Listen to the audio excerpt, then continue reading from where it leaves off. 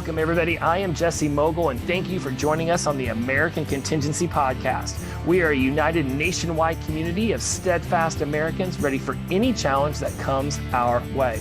We inform, equip, and train so you can prepare, respond, and recover from any man-made or natural disaster or situation. Today, we have an excellent guest for you on the microphone. This is Derek Jones. He's our Southwest Regional Coordinator, and he also makes music and sounds for television and films. So this is going to be an awesome conversation. Without any further ado, welcome to the show, Derek. Hey, thanks for having me. It's great to be here. It has been a wonderful experience working with you, getting the sound of this show. And we just spent 20 minutes talking about how to continue getting the sound of this show even better. You know, when we talk to the guests we have on, and right now we're going through a lot of the people who are directly associated, who work with administration level jobs, or now you're a regional coordinator, work with American Contingency. There's generally a reason why they felt compelled to get associated with our organization. For you, what was it that inspired you to work with American Contingency? Well, it really started long before American Contingency was even in existence. I started getting into being prepared for natural disasters when there was a crazy wildfire here in Southern California.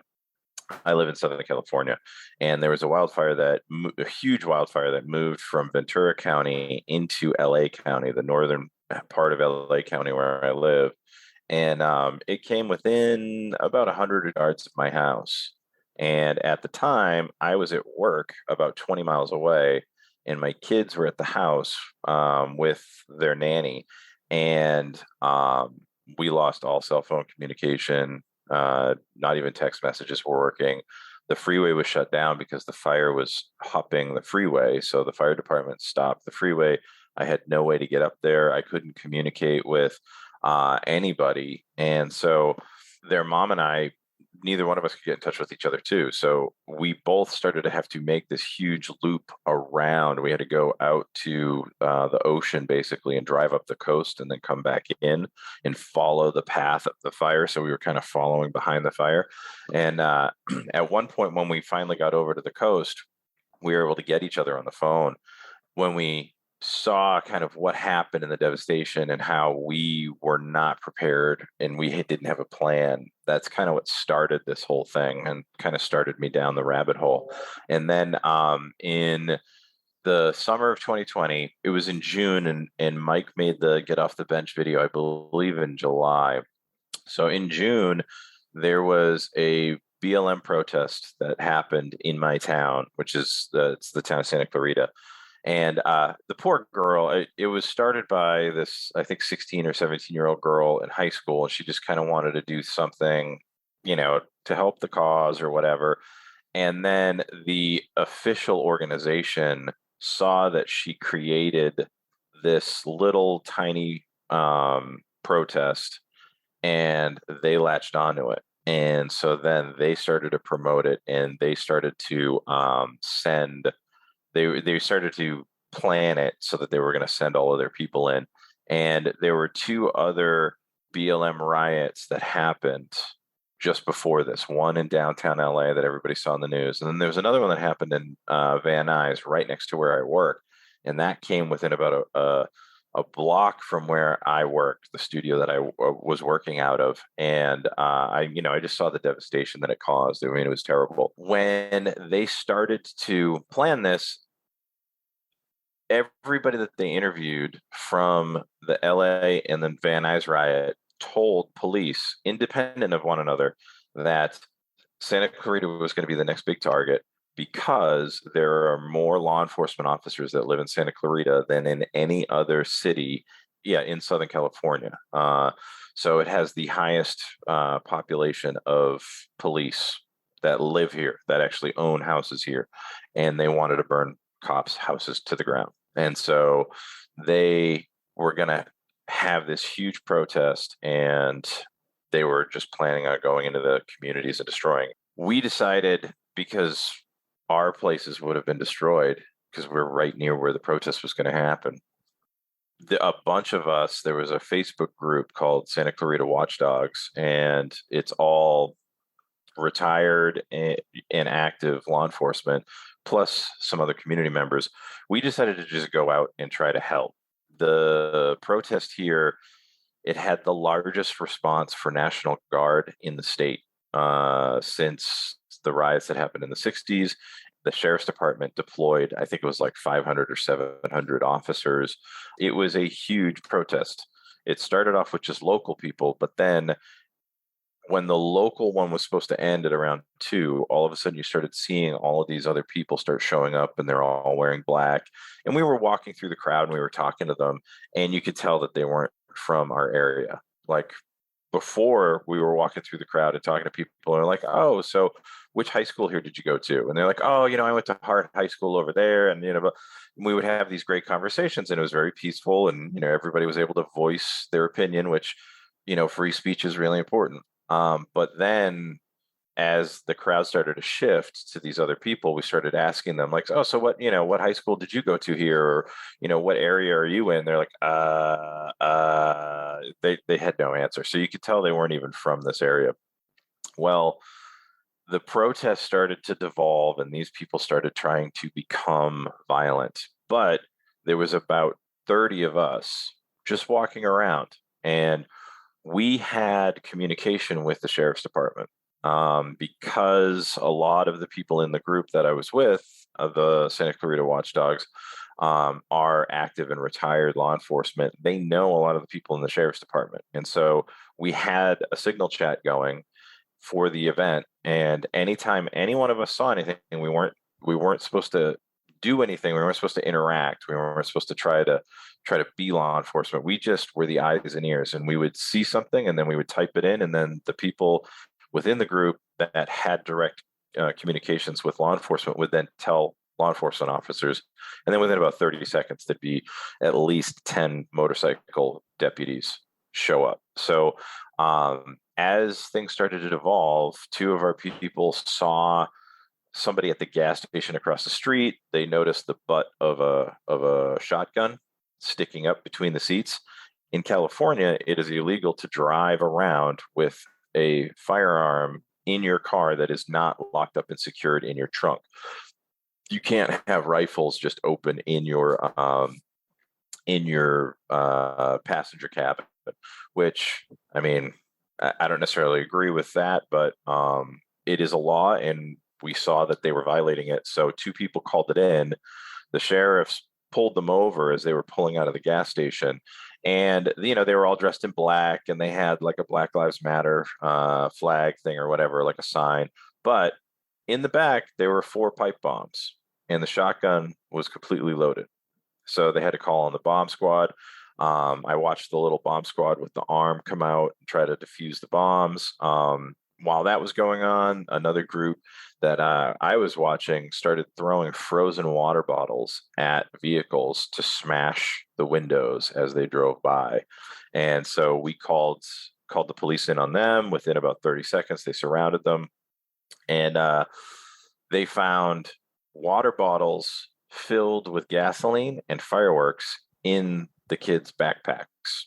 So they were really trying to kind of get things going to the point where they could actually start burning stuff to the ground and start a real riot. We then started to patrol the area, not just where the riot was, but we were walking around. We started noticing all these grocery bags, like just randomly, like would see like the handle of one behind a retaining wall, or would see kind of one sticking up from a bush. So we started to look at them, and we looked in, and each grocery bag was filled with about 20 to 30 rocks that were between the size of like a little bit bigger than a golf ball to about the size of a softball. And we started to follow them, and we were just collecting them, and they went into the residential neighborhoods that were right next to where the protest was starting. So obviously the kind of protesters that wanted to be violent, as they were walking in, because they parked way outside of the area and then they walked in. As they were walking in, they were staging things to throw. As they moved into the residential neighborhoods, they could go and grab these as they were walking into the residential neighborhoods, and then have rocks to throw through the windows. And they had the gasoline filled water bottles that they could then throw into the windows, and then they launch a firework in, and then they set the house on fire. So they had this whole system worked out. I mean, and it was amazing to watch them too, because they were very organized. All of a sudden, within about 2 minutes, and we didn't even see them bring it. Within about 2 minutes, there were cases of water every 15 feet and bags of different types of snacks on top of the cases of water. It's like, where did these come from? It was just like boom, boom, boom, boom, boom. Like they had everything laid out. They were very organized. And then one of the other things that they would do is they would send some of the guys out to taunt the crowd, to taunt the police officers. And those people would then be identified, and the police would try to keep an eye on them. And they know this. So then what they would do is they would run behind buildings out of sight, and then they would change, and then they would run back out again, so that they could never keep track of who the troublemakers really were. And so a group of us would just hang back behind the buildings and would watch these kids come running in. And it's like the kid had a red hat and a black shirt on, and all of a sudden he would throw open his backpack, he would take his hat off, his shirt off, and then he would put like a white shirt on with like a blue hat, and then he would run back out. And over the police scanners, you'd hear them talking like, okay, there's an instigator with a red hat and a black shirt, and, he's taunting the police, and he's looking like he's getting pretty violent. Keep an eye on him. And then all of a sudden he's gone. But now there's a kid with a white shirt and a blue hat. And so we would then text, kid in the red hat and the black shirt changed into, blue hat and white shirt. So we were just basically eyes and ears, and it worked really, really well. There was no violence. Nobody was able to actually do any damage. Nobody was able to cause any problems. And it was very, very successful on our part without ever having to, kid up or carry weapons or intimidate. We just hung out. We looked like we were part of the crowd. We were talking to people as much as we could, but then whenever we'd see something, we'd text. One of the interesting things that really tipped me off as to how organized they were was that when over the police scanner that we were listening to, at one point, the bomb squad didn't think they were going to be able to defuse the bombs. And they came over the open air frequency instead of the encrypted channels. And they said, having trouble defusing the bombs. And I remember these words specifically. They said, may have to detonate in place, be ready. I was like, what does that mean? And the Army Blackhawks started circling a lot lower. And I was like, this isn't good. Within 60 seconds of them making that announcement on the police frequency, the people that were kind of motivating and instigating got everybody in the crowd. And this is like, I think there was like 700 or 800 people, got them to move about a mile down the road in front of a town hall. And within literally about 60 to 90 seconds of the police saying may have to detonate in place, the entire protest was gone and they had moved. And that's when I realized, like, whoa, I mean, these guys, they're very organized and they're listening to the police. Like they're listening in on what they're doing. After that, and I was like, wow, what are we dealing with here? This is an organized, really organized group. We need to come together as a community to protect our communities. And then Mike did the get up off the bench, and you need to be prepared for disasters and protect your communities. And I was like, absolutely. You have some amazing direct experiences with now a fire, now you've got a protest. When you talk to people in your community who maybe don't take this stuff nearly as seriously as clearly you do, how is it that you communicate with them in a way that allows them to step into some of these experiences that they may not have had, but to be able to understand them from your point of view and say, okay, I haven't had a house fire. I haven't had a community fire. I've never had anybody protest in my neighborhood, let alone strategically place rocks and food and bottles of gasoline and pipe bombs and motorcycles. Like, there's a lot. How do you communicate with them and say, hey, this isn't necessarily what might happen in your life, but something is more than likely going to happen. Let's discuss how you can be prepared. It's tough. There's different types of people. You have to realize different types of people learn and experience life in different ways. Some people can learn from the experience of others. Some people can only learn if they experience it themselves. So even if somebody knows, hey, I am not prepared for this, depending on their learning type and the type of personality they have, they may be able to learn from you conveying the experience. Other people may not. They have to experience it for themselves. That's one of the reasons why I'm a big proponent of doing these things that I call field training exercises or mock natural disasters. We're about to do one coming up in our Southwest region training event that's happening in a little less than 2 weeks. It's going to be Memorial Day weekend in Spanish Fork, Utah. We're inviting everybody from the Southwest to come to it. And we're going to teach 6 classes, and then we're going to have a culminating mock natural disaster. So for some people, they have to be in that situation to really understand what works, what doesn't work, what they know, what they don't know. And so we try to set these up. We've done smaller ones in like Southern California where I live. We do field training exercises, and we basically come up with a situation that's like a mock natural disaster to some extent. And then we have skills that you have to do during the disaster and see how they work. And a lot of times people will come back and say, the things that I thought were going to work didn't work. And I need to learn more. It's amazing. After we do one of these, all of a sudden, everybody starts trying to learn how to use radios. Everybody starts trying to get medical training. Everybody, you know what I mean? Like everybody starts trying to like basic land navigation. So we went to an area that we knew you could try to use your GPS to navigate around, but we didn't want people to use GPS. What happens if your GPS doesn't work or you're using your phone? There's very bad cell phone reception there. So your navigation in your phone didn't work that well. And so we did a search and rescue, and people had maps and they had coordinates. And so they would start to try to use their phones, and then eventually it just didn't work. And they had to resort to using a map and a compass. And it's a valuable experience. You start to realize like there are core skills that you need to learn to be able to survive. And modern technology has kind of taken us away from those core skills.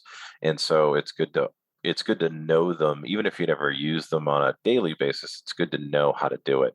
Some people can learn that from me telling my experiences. Other people just need to experience it themselves. And so that's why, as the Southwest Region Coordinator, I try to set up scenarios where I can do both. There are a lot of people, when I start to talk about my experiences, they respond to it directly, and they can kind of put themselves in that situation, and they can understand like, wow, like I don't know what I would do in that situation. Other people, they need to experience it. So I try to do both as the Southwest Coordinator. And I love that you're bringing in that community aspect of getting everybody within the region together to really maximize the learning experience, because there's a lot of talk about community and about how we help with communication, but then you being a regional coordinator, you're actually boots on the ground, putting together these events, getting everybody together, saying, okay, we're going to run through some stuff so you actually have some muscle memory around this, because you never know what's going to come up in so many different disaster scenarios, natural, man-made, however it works out. Actually, a lot of the same steps come into play, whether it's just trying to figure out where you're at and not having your phone available, or knowing how to get water and food resources into your belly. What is it like for you to teach people and to walk people through this? And I'm sure you're learning as well. And sort of Mike Lott talked about what it's like to see a light flip on, and all of a sudden they realize, wow, there's some things I know, there's some things I don't know, and I'm glad I'm in this situation learning this stuff now. What's it like for you to experience that pop when somebody says, wow, okay, this is what it's going to entail. I'm really glad I'm here. It's rewarding. I mean, I've been teaching since I was about 16 years old, so I have a lot of experience teaching. I used to teach music, and then I used to teach music and production. And I mean, just recently I taught a class at UCLA. So I do a lot of teaching. I wouldn't necessarily call myself a professional teacher, but I have a lot of experience teaching. So that epiphany moment, it's really cool. But for me, it's not just the epiphany, it's what they do afterwards. People can have the epiphany and then it fades. We see that a lot with American Contingency. A natural disaster happens, everybody has an epiphany, and then they all start trying to sign up. And they're really active on the website, maybe for a week or two. They're really active in their local group for maybe a week or two, and then it starts to fizzle and it starts to fade. So what I like to see more is that just that constant reiteration, and that's kind of one of my jobs as a regional coordinator is trying to remind people, bring people back in and keep them going so that they don't lose that kind of moment. Like they'll have the aha moment, but then, 3 days into their ham study course, then they just start to lose the momentum and, some of the stuff is boring. So they start to lose the momentum. So creating these kind of real world training scenarios that people can come out, it refreshes that. If they haven't had it before, it gives it to them.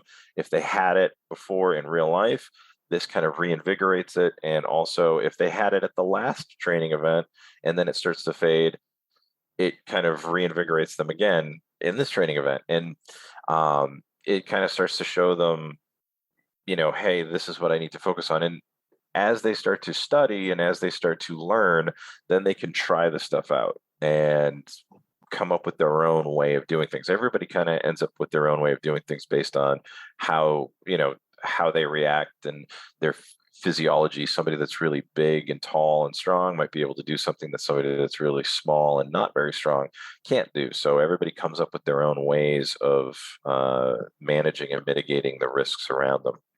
What do you see when you experience these people who stick with it? How are you noticing their emotional and psychological resiliency to this face of uncertainty?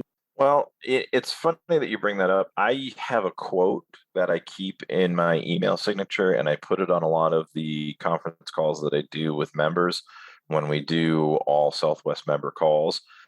And I'm just going to read the quote really quick. It's from a Roman philosopher named Seneca. He was called a Stoic. So there's there's different types of philosophy. He was a Stoic philosopher. And this is what he said, and I think it really drives home what you're asking. He says, everyone faces up more bravely to a thing for which he has long prepared himself. Sufferings even, being withstood if they have been trained for in advance. Those who are unprepared, on the other hand, are panic-stricken by the most insignificant happenings. And I think that's really the importance is if you prepare for something, then if and when it does actually happen, it doesn't phase you. You just go into autopilot mode and you know what to do and you start to do it. A lot of people will say that with medical training. Even people who haven't had medical training in years, when they come across like a car accident, all of a sudden that training just kicks in and they just start moving through, and it's like they're almost like they're on autopilot. And they just, okay, I have to do this, I have to do that, I have to do this, okay, head to toe sweep, and they just start moving through the process. So that's what I notice is people that prepare for things tend to be a little bit more even keeled. They're not going to freak out because they understand what to do in situations. And I mean, everybody in the Southwest is phenomenal, and we've all been practicing and working towards that. So you notice as like when new members come in, they're usually very excited, and they usually have this nervous tension about them because they don't know what to do. And as they start to learn, they start to become more calm and more even keeled. And I mean, it's cool to see, but it's expected, as you start to prepare and train for every eventuality, not just the big ones. And that's one of the big things that American Contingency pushes is we're not just trying to prepare for a 9.0 earthquake or a crazy wildfire. It's also the small disasters that happen in your life. You get a flat tire or you're broken down on the side of the road in that one stretch of road that has no cell phone reception. That is a minor problem, but at that time, that's a huge issue. That's a huge disaster. Like, I am broken down in the middle of nowhere. I can't get in touch with anybody. What do I do? So we try to help people prepare for all sorts of stuff, not just the big ones. It's great to kind of see them, and as they start to acquire a lot of these skills and practice with these skills and understand how they can apply like communication skills and different ways to communicate to even a small disaster like breaking down on the side of the road. You just start to see this kind of more calm, even keeled demeanor. It's great.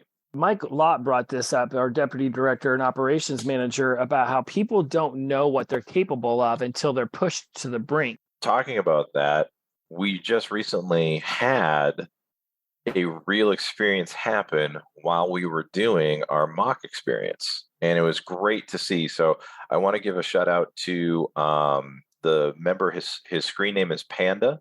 And his wife's screen name, forgive me, I think it's 1L.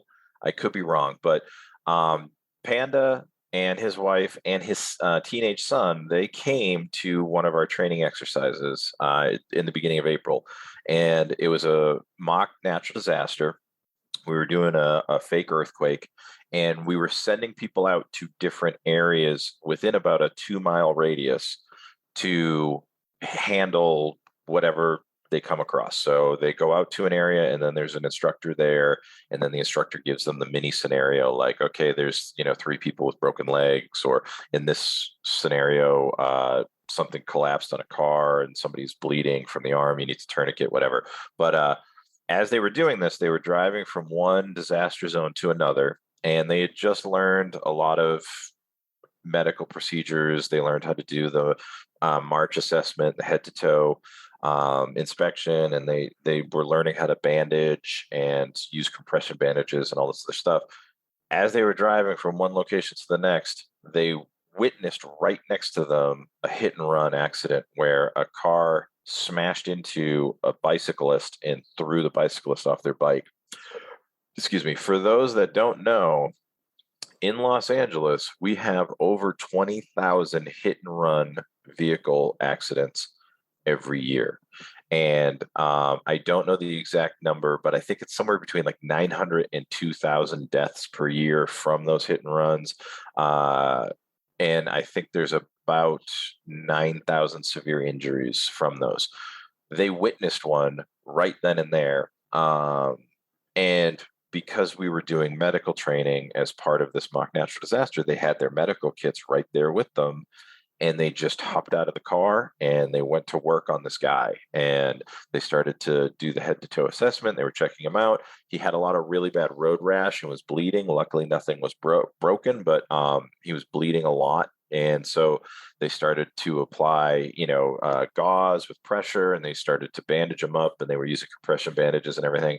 And when the police and the EMTs showed up, they looked and they said, "Who did this?" And they were like, "We did. We just did it." They're like, "This is great. Like, where did you learn how to do this?" And they said, "Well, we're actually in the middle of a medical training right now. Like, we're doing this mock natural disaster, and we actually just learned how to do this." They're like, "That is phenomenal." So the police, and interestingly enough, shout out to Fieldcraft, the police officer that was there had a Fieldcraft tourniquet holder. And so he kind of knew, I guess, at least to some extent, what American Contingency was. And so they said, "Yeah, we're part of this thing, American Contingency. We're in the middle of doing a mock natural disaster medical training." And so he took their statements and everything and said, "Okay, this is awesome what you guys are doing. Go back and get back into your training." But that's a perfect example of where the training scenario turns into the real world. Now, was it an earthquake that they witnessed? No. But it was a small natural disaster. And for the guy that got hit, it was a huge natural disaster. And they were there to respond immediately and help him. And, if he had had more severe injuries, they would have been able to stabilize him until the EMTs and the paramedics got there. And that's kind of what we preach. We preach, be your own first responder until the first responders can show up. And it was great to see them do it. So shout out to Panda and his wife and his son. Beautiful story, and took the question right out of my mouth about a direct experience with how this training helps. And that's really what we're talking about here is, Yep. You want to be prepared for the unexpected, for the uncertain, and it's not always going to be these huge, Mother Nature, cataclysmic events. It could be somebody getting hit by a car on a bicycle, and you're able to go and be a part of helping that person get stabilized so they can go to the hospital and get further treatment. And for a lot of people, they'd see something like that and they'd be like, I have no idea what to do here. One of the things that we teach at the end of the medical training that we do is we talk about giving like a very brief report. The abbreviation is a PI report, but it stands for problem, intervention, and then evaluation. So every medical department has their own forms, their own ways that they have to record stuff. Instead of having our own form, we just say, look, if you just use the PI report, you'll convey all the information you need, and then they can organize it however they need to into their reports, and then they can move forward with it. So PI stands for problem, intervention, and then evaluation. So it's problem, what happened here, intervention, what I did, in evaluation, how the casualties have been responding to what I did. So as soon as and we've practiced this a bunch in our medical trainings that we've done, and it was just amazing to see. I was on autopilot. EMTs, the firefighters showed up, the paramedics and EMTs and everybody were there. And the first firefighter walked up to me and he's just like, what's going on here? And I immediately was like, okay, here's the problem. These two cars crash, blah, blah, blah. This person is having chest pains and trouble breathing. This person is having, some issues with their eyes and trouble breathing from the powder of the airbag, blah, blah, blah. This is what I did, and this is how they've been reacting to it. And they were like, okay, great, we'll take it from here. You have this microphone. Everybody in the country, in fact, the world, can hear you if they find the American Contingency podcast on all streaming services. What is a message you want for people out there right now who have felt a connection with your stories, with the journey that you've just taken us on? What is a message you'd want them to hear from you right now? The big message, I guess, that I try to convey is it's a process, and it's a never-ending process. So you're always learning. I talk to some people, especially in the position that I'm at, where they'll tell me, oh, yeah, I've been doing disaster preparedness for 10 years. I've got it down. I don't really need any training. That's 100%. Like, if you're of that mindset, you're going to get blindsided, unfortunately. So it's ever evolving. So there's always new techniques. There's always new procedures. There's always new equipment. There's always a better way to do something. As experience teaches us, very few people, unless you do search and rescue and you are a firefighter, very few people have the constant experience of disasters. We're not constantly in it. So doing training gives us some of that experience for training purposes, so we can test out some of the things that we think are going to work. And then over time, the trainers will show us better ways to do things. So, CPR is a perfect example of that. We've all learned how to, or a lot of us have learned how to do CPR over time. And every 2 years, you have to get recertified. Why? Because they change how you do it. Now, like when I originally was certified for first aid, for CPR and first aid, they said, you're supposed to do the 15 compressions and then the 2 breaths, 15 compressions, 2 breaths. Now they tell you don't do breaths, like just do compressions, because there's enough oxygen in the lungs that you can do compressions for a long time without having to give the 2 breaths. But it's more important to do the compressions and keep the blood pressure up and keep the blood moving through the body than it is to just give the 2 breaths. So, you may have done it and gotten certified 10 years ago, and you're like, yeah, I know, 15 and then 2, 15 and then 2. And it's like, no, man, over time, they've realized that doesn't help as much as just doing the compression. So constantly doing training, constantly doing practice, and what would I say, like real world training scenarios are really important. Whether it's self-defense, whether it's medical, whether it's search and rescue, whether it's just bugging out or coordinating and organizing with your family. I mean, there's a reason why in school when we were kids, we would have fire drills a couple times a year. Have fire drills at home. Have drills. Like one of the big natural disasters that I always talk about, well, I guess you could call it a man-made disaster, but is being in public and losing your kids. right? So how many people that have kids have gone over that scenario with their kids and done like fire drills with their kids, but it's like being lost. How, like, what do you do? Where do you go? Okay, well, let's do it. Now you're still in a controlled environment, but you and your kids can then start to figure out, okay, well, we're at the mall, and maybe your mom is going to stay with you, but she's not going to help you at all, and I'm going to be the parent, and we're going to get separated.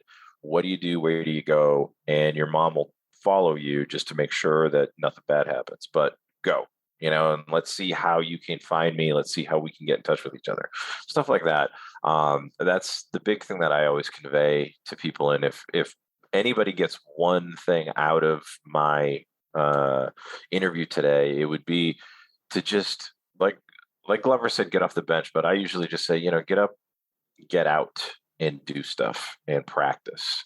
Practice makes perfect. And the more you practice, the better you'll be prepared, and you'll be able to try stuff out, and you'll be surprised at some of the things that you've been taught may not work in real world scenarios, because maybe you were taught them a while ago and things have changed over time. So beautiful message. Get out there, get trained, practice it, because you never know whenever you might have to put that information that you've gained into actual action. 100%. Derek, this has been a wonderful journey with you. I really appreciate all of this. I mean, you've walked us through so many different scenarios that you're training and putting yourself through this, and then trying it and training it and trying it and training it and practice. I mean, I like to say there's no practice. There's always just doing. So just get out there and put yourself into scenarios where you actually get to take this training and putting it into action. The more you get comfortable with that, the more you'll be able to respond whenever it's time to be ready, when you got to be ready. Absolutely. And if members are in the Southwest, we have regional training events that are coming up: Farmington or Aztec, New Mexico, August 4th through 6th. And then we're going to have our regional expo, and we'll also probably have some sort of training and mock natural disaster. That'll be Veterans Day weekend. And I'm not 100% sure where that's going to be yet, but that'll be Veterans Day weekend. Well, that sounds like a really great reason for anybody out there listening who is interested in the Southwest region, or if you're in a completely different region and you want to find out what trainings that they've got going on, you can go over to AmericanContingency.com, find out that information. Obviously, we would love it if you were a member, then you could actually participate in these trainings. This has been an amazing journey with you. Thank you again, Derek. It's awesome. I can't wait to hear how these trainings go in the future. No doubt we'll be posting some things on social media about those as well. Absolutely. Thank you so much for having me. It has been a pleasure. All right, my friends out there, we are helping you move from a place of uncertainty to some level of certainty. Derek has just given you a ton of different uncertain moments that he was able to pull some certainty into because of his training and how much he's put himself through and what he's been doing within his own region to coordinate with his chapter leaders to also go down and to be able to help those within their individual communities. So when you're ready to build the skills, the network, and the confidence to be ready for whatever comes next, join us at AmericanContingency.com. Until then, we'll see you next time. Bye-bye.